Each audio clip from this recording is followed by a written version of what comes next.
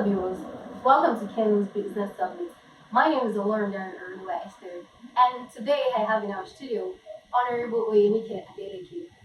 Please, can we meet you, man? My name is Oyenike Adeleke. I'm a business consultant, I'm an entrepreneur, and I'm born and bred here in Ibadan, Oje to be precise. Wow, wow, that's really nice. Like, I'm sure you can tell me where you're from.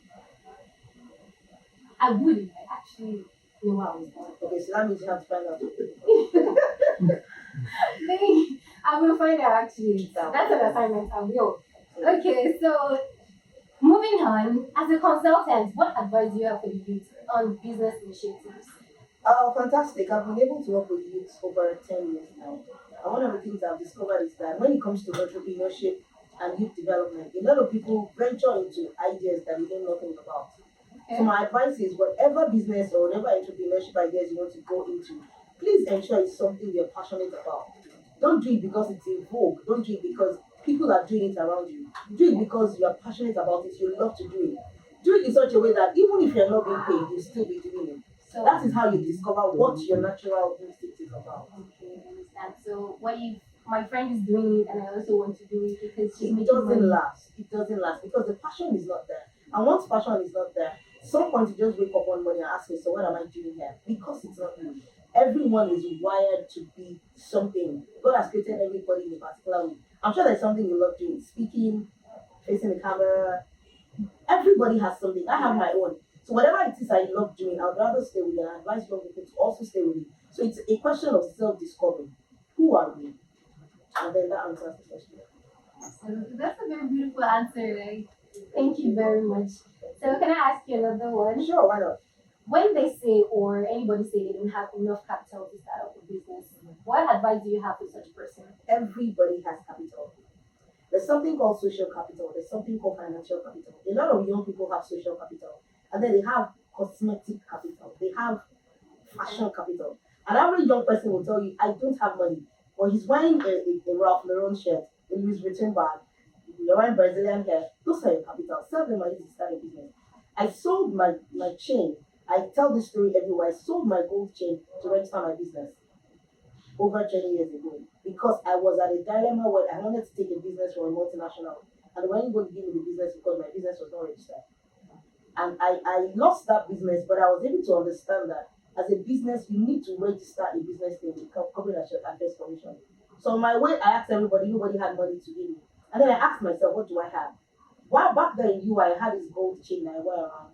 So I went to Arimo back there. I sold it. I got 8,500 naira and I went straight to CSC and I registered my business. So everybody has something. Wow. What about we don't have Brazilian hair, we don't have coaches? I'm sure you have something. So if you don't have a physical capital, you have a social capital. Let me tell you about your social capital. Everybody you see around you, that's what it means to have a social capital. You have an uncle somewhere, an auntie that you can walk up to and say, Uncle, I want to start this business. Can you give me this amount? Either you loan me or you help me to start up. There's somebody around you that is willing to see what you can do and ready to invest in you. As long as they see your seriousness and your capacity to develop yourself and to do more. Everybody has social capital around them. I'm getting enlightened. Maybe a lot more. I think I'll come back for some lessons later.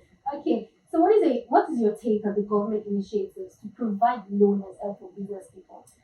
Well, it's a fantastic idea. I love it. I've applied for some of my members, but not everybody needs a loan. Not every business should start with a loan. I would advise you start small. If you get a loan and your business doesn't have structure, you don't have what it takes to run the business, you'll end up paying debts. A lot of business owners collect the loan and they have no idea how to start up.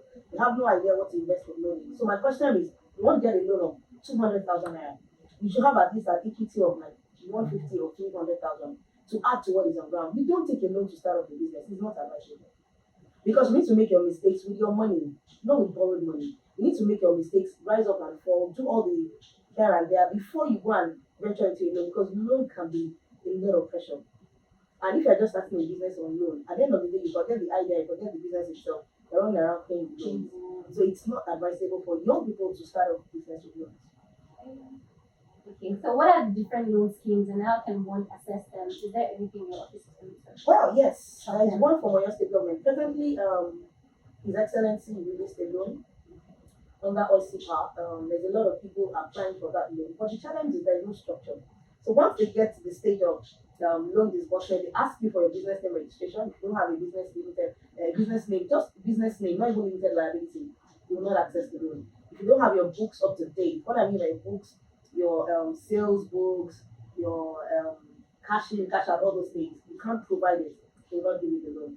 If you don't have a business that has your team number and all these basic things that the business you have, you will not access the loan. And then to now make it a bit stringent, you need to have like two guarantors, one civil servant and one corporate person. So a lot of people don't even have that. So the loan is available, people cannot access it because they don't have what it takes. The other one is the grants are around everywhere, but people don't know about it. A lot of times young people press their phone, they should look for different grants. There are grants from the US or the UK. But the challenge as well is your business has to be registered, either as an NGO or a CSO. Either you register your business or you have somebody you're partnered with that has been running business for a while, because they won't give you money if they've not seen what you've done before. So take for example now, you're been into broadcasting, you go around on the streets, you interview people, you keep keeping your pictures and your videos. At the point of disbursement, they'll ask you what have you done before. You need to provide evidence. A lot of people don't have that. You just take picture and selfies, and everybody just pretends to be on fire. But what it takes to run the business, they don't have it. That's true. So what? That's a lot. It's a lot. Okay, so what guidelines would you give as attitude towards business success?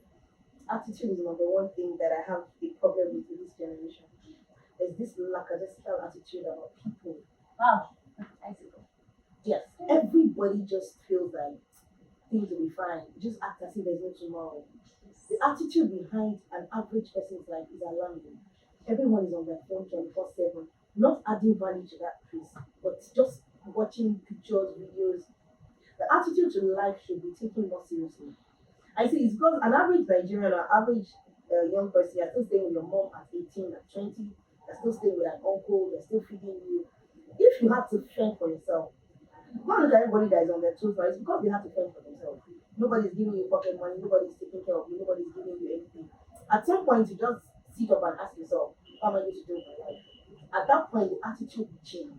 Discover that your future is in your hands, it's not in the hand of anybody. A lot of young people don't understand that their future, their business, whatever it is they want to do, is in their hands, and they need to take it more seriously. Rather than competition, rather than flamboyant lives, some people rather pretend to be fine than be fine. They rather borrow money to look good than actually have those things. To what end? At the end of the day, you get back to your room, you cry, you do everything, and then following money, thank God for Mary Kay, you powder your face, you're fine, you're pretending to be okay until you get back to your room and then you start crying again. To what end? So people need to come to what we call self-actualization and ask yourself, what am I doing with my life? What exactly do I want from this life? Until those questions are asked and answered, you know what to do. What about people that feel that they don't have what it takes to have a business or do a business? Like, what advice do you have with them? Okay, so there are two things. Not everybody is wired to be a business person. I tell people, some people come and they say, I want to be a business person. I want to be an entrepreneur. Not everybody is wired to be an entrepreneur. What guidelines would you give as an attitude towards business success?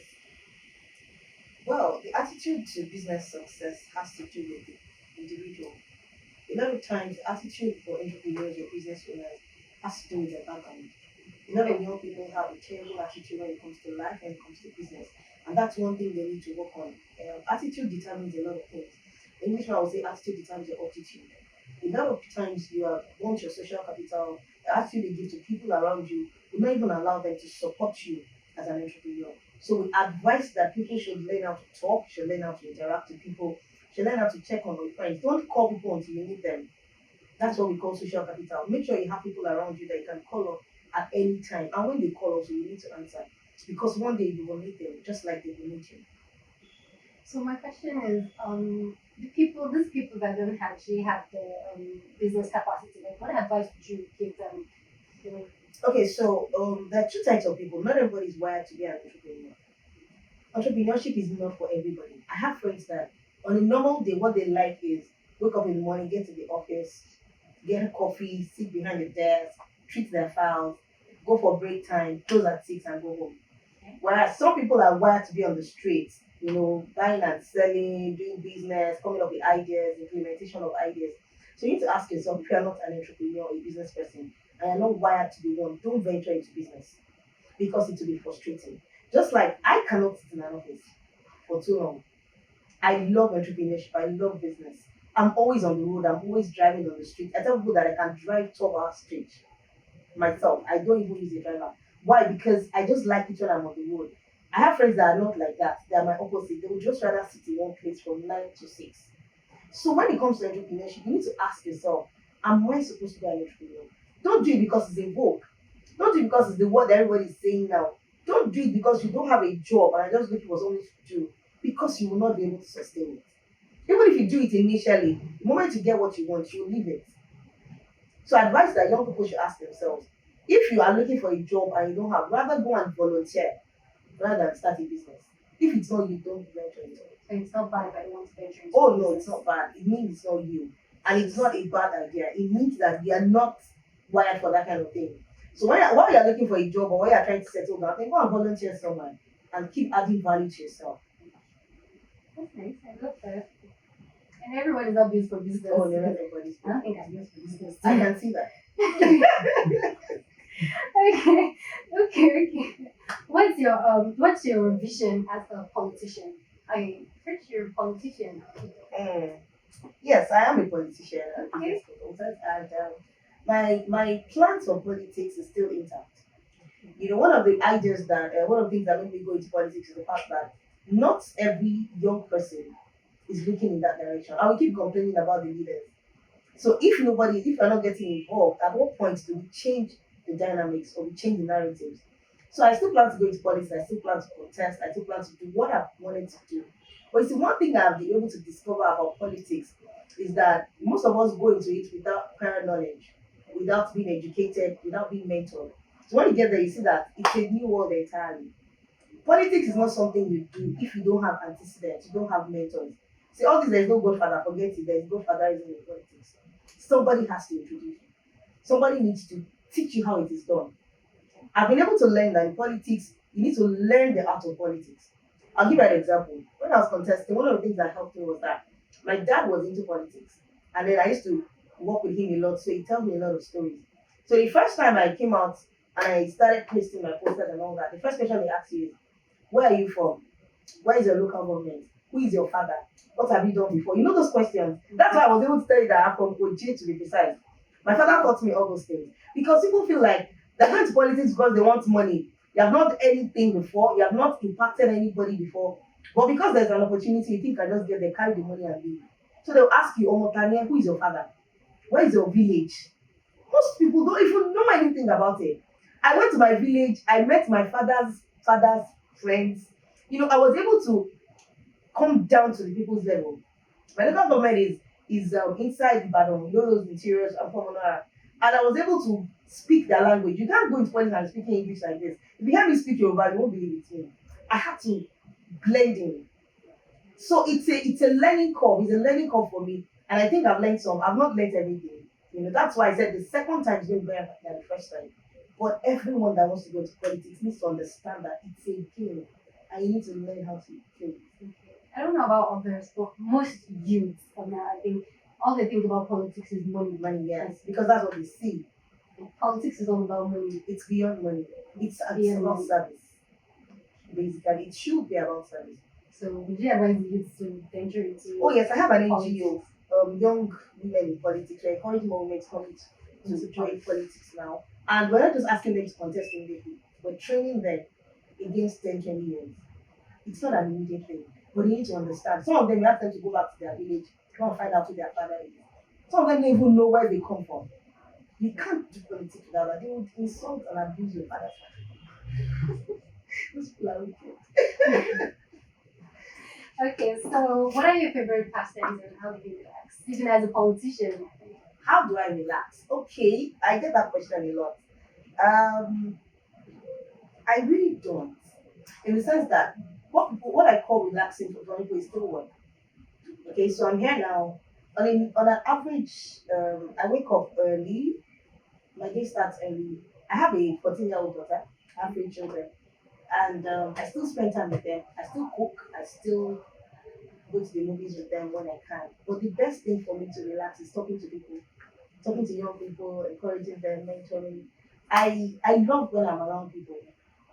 The best time I can relax, the best thing that calms me down is when I'm with a lot of people just talking and all that. So that's basically my routine.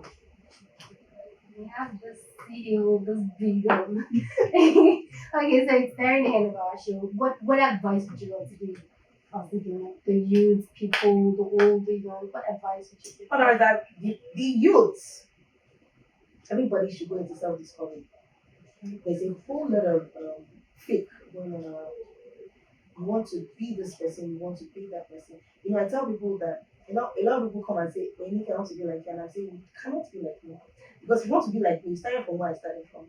You need to understand the times I've cried, the times I've laughed, the times I've had nothing, the times where if I tell my story, you will not believe it because people think that it's all about the glam. There's always a shame behind everything. They need to understand that you don't just climb the ladder suddenly. There's a process.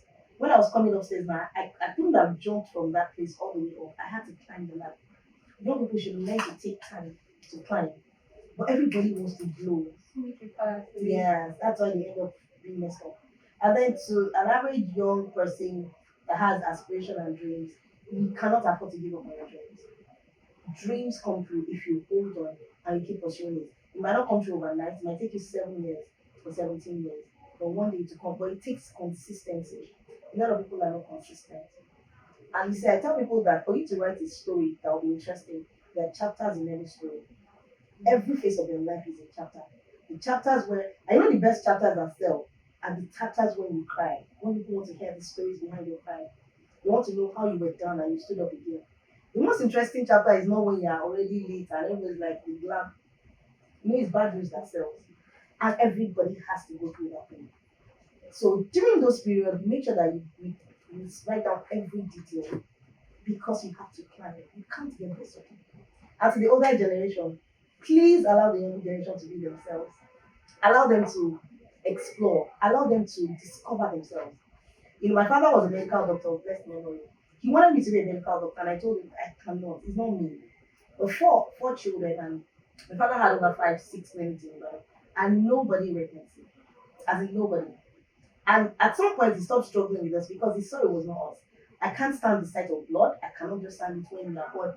I'll cry along with you. Imagine the doctor crying with the patient. So you should allow young people to discover who they are. Because you're a lawyer doesn't mean your child should be a lawyer. Gone are the days when they say in our family we're lawyers. And the fact that the child is not doing well in school doesn't mean the child is not intelligent. There's some things that child, everybody has something. We need to discover, allow them to discover themselves. Just self-discovery. Yes, self-discovery. So we come to the end of our show today. Thank you very much for watching us. Stay tuned for our next program. Thank you very much.